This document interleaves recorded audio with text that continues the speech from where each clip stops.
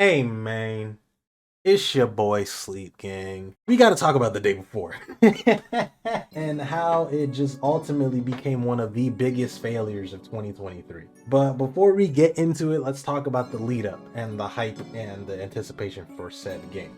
The day before, what it was essentially supposed to be was an online MMO RPG style zombie game.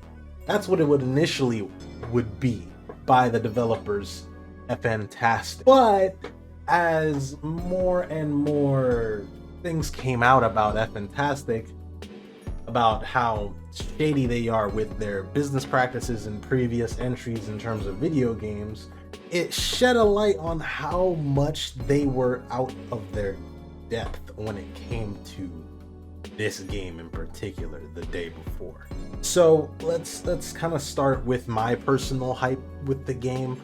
Ever since I heard about the day before and saw all of the demos and the in-game stuff, I was hyped because I was like, oh shit, it's like they're mixing in The Last of Us and then just putting it in MMORPG format where we could probably fight hordes of zombies with a group of friends, kind of Left 4 Dead 2 style.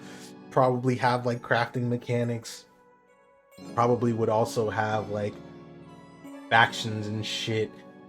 Looked like a really ambitious title that would be really fun to play years on end. That was until a lot of stuff came out about Fantastic that did not really put them in a good light. Well, for starters, they didn't show any strict gameplay. It was a lot of like propped up artificial gameplay where, you know, they had voice actors talk to each other. That was the initial giveaway that that game was not going to be what it seemed. A lot of people figured out FN's track record, Fantastic's track record with their previous releases like Prop Hunt, which didn't do so well. But, you know, the hype was still there. I was on the hype train personally. I was like, oh shit, zombie MMO RPG, there's no way this could be bad. So I wishlisted on Steam like a lot of people did, and it became one of the most wishlisted and anticipated games on Steam of all time. But out came the controversies. There was a lot of lack of communication. A lot of people thought it was going to be a scam. Some of the later gameplay didn't really live up to the initial hype. And a lot of people were more skeptical, really because of FN's track record and like where the fuck they even got the budget for this game, or, you know, the fact that they didn't even have the rights to the name the day before. So yeah, that's a big fuck up. And then it came out and it was fucking garbage. It was not an MMO online RPG. It was a very poorly made extraction shooter. That was a bad one at that.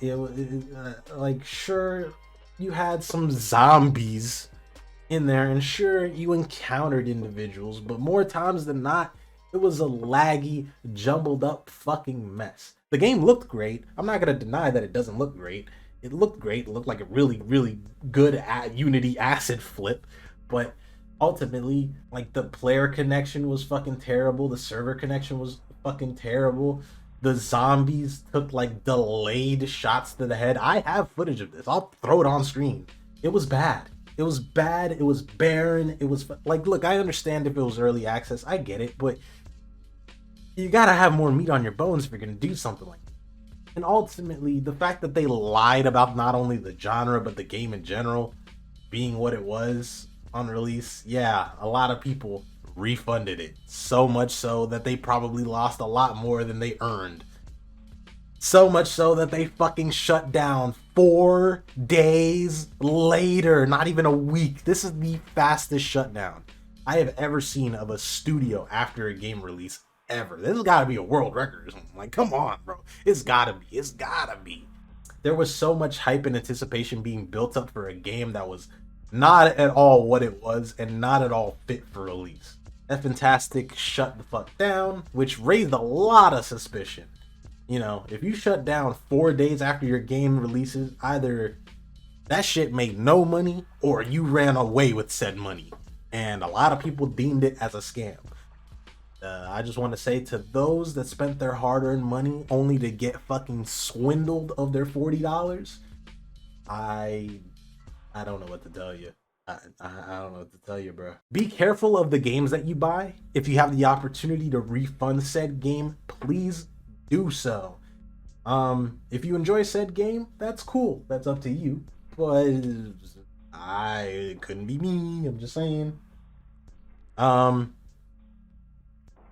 but yeah, be careful out there because companies can definitely swindle you, AAA or otherwise.